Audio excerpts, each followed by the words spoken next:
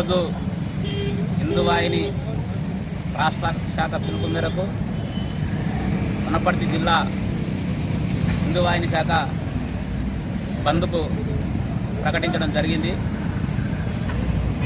మనందరికీ కూడా తెలుసు, భారతదేశానికి స్వతంత్రం వచ్చి 78 సంవత్సరాలు రేపటితోటి 78 సంవత్సరాలు కావస్తుంది. ఆనాడు 1947లో ఏదైతే భారతదేశం నుండి పాకిస్తాన్, ఆఫ్ఘనిస్తాన్, బంగ్లాదేశ్ ఈ 3 రాష్ట్రాలు ఏవైతే దేశాలు విడిపోయినావో సింధు దేశంగా, వంగ దేశంగా, గాంధార దేశంగా దీనికి అప్పుడు అఖండ భారతదేశంలో పేర్లు పిలువబడే రాష్ట్రాలు ఇవన్నీ. ఆనాడు ఎవరైతే మహమ్మద్ అలీ జిన్నా పేరుతోటి ఉద్యమం చేసి ఇక్కడ ఉన్నటువంటి సంతుష్టీకరణ రాజకీయాల వల్ల దేశం పాకిస్తాన్ విడిపోయింది 1947లో.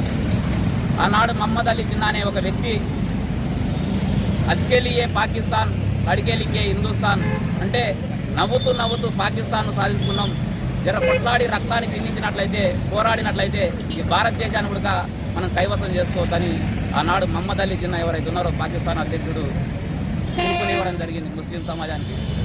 మరి ఈరోజు మనం అందరం కూడా చూస్తూ ఉన్నాం ఏం జరుగుతుంది ప్రపంచ దేశాల్లో. మనం అందరం కూడా చూస్తూ ఉన్నాం 1971 పాకిస్తాన్ నుండి బంగ్లాదేశ్ విడిపోవడం జరిగింది.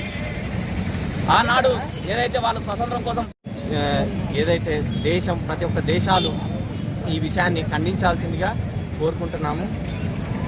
భారతదేశంలో కూడా ఇలాంటి పరిస్థితులు కాకూడదని చెప్పేసి మన భారతదేశ ప్రధాని నరేంద్ర మోడీ గారు ముందు చూపుతోటి సిఏఏ చట్టాన్ని అమలు చేస్తుంటే దాదాపుగా కొన్ని మిగతా రాజకీయ పార్టీలు కూడా దీన్ని వ్యతిరేకించడం జరిగింది.